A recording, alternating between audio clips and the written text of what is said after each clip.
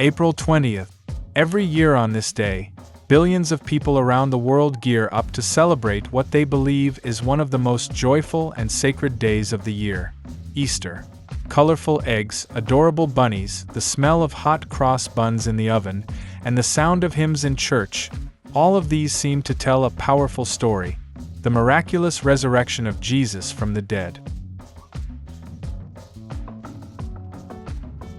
But have you ever wondered where Easter actually comes from? Is it really a holiday that originated from Christianity? Or could it have deeper, more ancient, and even mixed religious and cultural roots?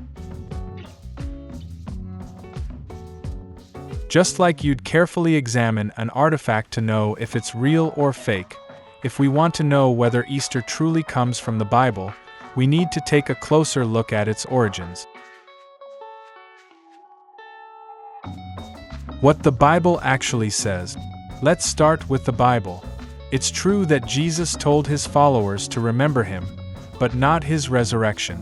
What he asked them to remember was his death. In Luke 22 verse 19, during the Last Supper, Jesus said, "This is my body given for you. Do this in remembrance of me." That's where the Christian practice of communion, or the Lord's Supper, comes from. Paul emphasized the same point in 1 Corinthians 11, underlining the importance of remembering Jesus' sacrifice and what it means. But in the entire New Testament, there's no command to celebrate Jesus' resurrection, and no mention of a holiday called Easter. So why do so many Christians today treat Easter as one of the biggest events on the calendar? Blending pagan traditions, goddesses, sun worship, and bunnies. Here's the surprise. The English word Easter doesn't come from the Bible at all. According to the Dictionary of Medieval Religion and Superstition, Easter comes from the name of a pagan goddess named Eostre, worshipped by the Anglo-Saxons. She represented dawn and springtime, and her festival was held right after the spring equinox, a celebration of new life. Sound familiar?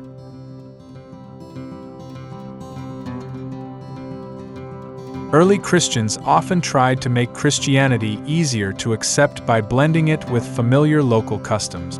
In fact, the American Book of Days openly states, "There is no doubt that the Church adopted pagan customs and gave them Christian meanings." Since Easter's festival was about life returning in spring, it became convenient to connect that with the idea of Jesus rising from the dead.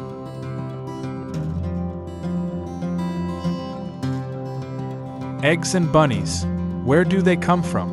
Today, Easter just wouldn't be Easter without eggs and bunnies. Kids love egg hunts, and adults enjoy giving fancy chocolate eggs. But what do these have to do with Jesus? Not much, actually. These symbols go way back to ancient pagan rituals. Eggs represent new life breaking out of a shell, symbolizing rebirth. Rabbits are known for their fertility, so they were also spring symbols. Some ancient people believed that Easter eggs could bring happiness, prosperity, health, and even protection. Long before Christianity, Persians, Egyptians, and Romans had springtime egg traditions. And in old Germanic beliefs, the rabbit was considered sacred to Eostre. Hot cross buns, Easter fires, and spring festivals. Hot cross buns are another Easter tradition. The cross on top is now said to represent Jesus' crucifixion, but these kinds of buns existed long before Christianity and were offered to springtime God.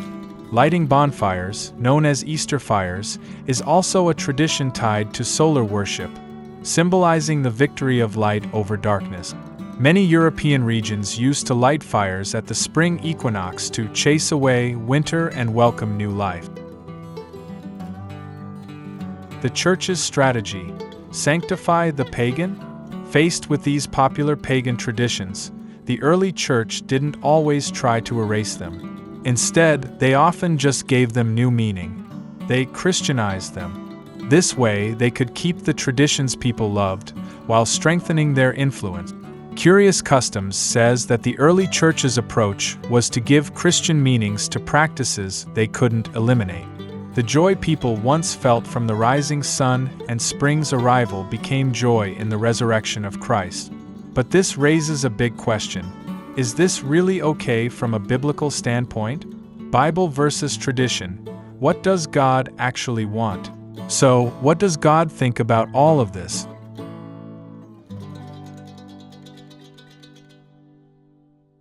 In 2 Corinthians 6 verses 14 to 17, Paul says clearly that believers shouldn't mix with unbelief or adopt unclean practices.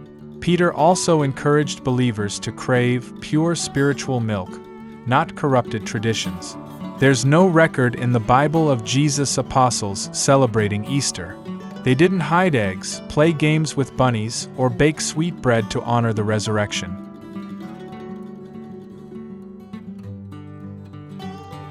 Some people argue, what's the harm?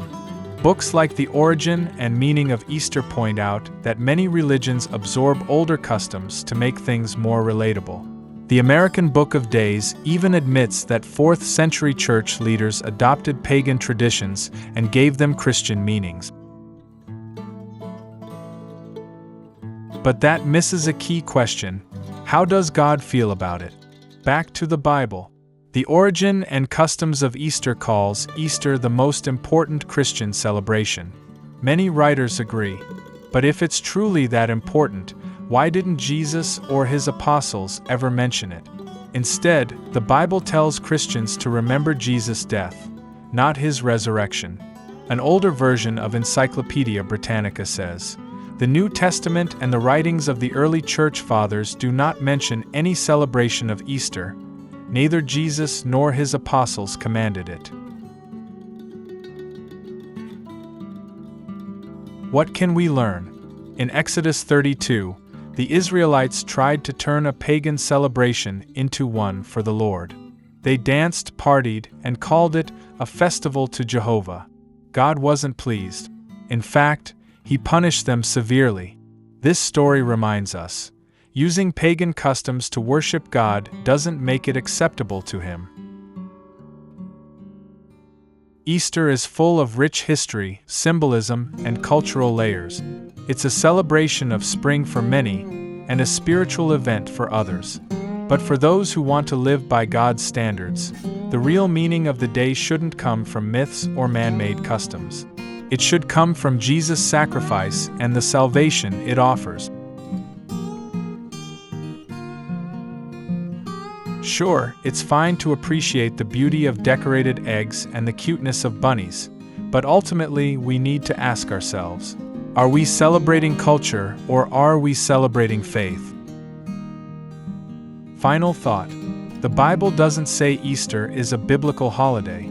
Jesus asked his followers to remember his death, not his resurrection. So maybe it's time to go back to what really matters.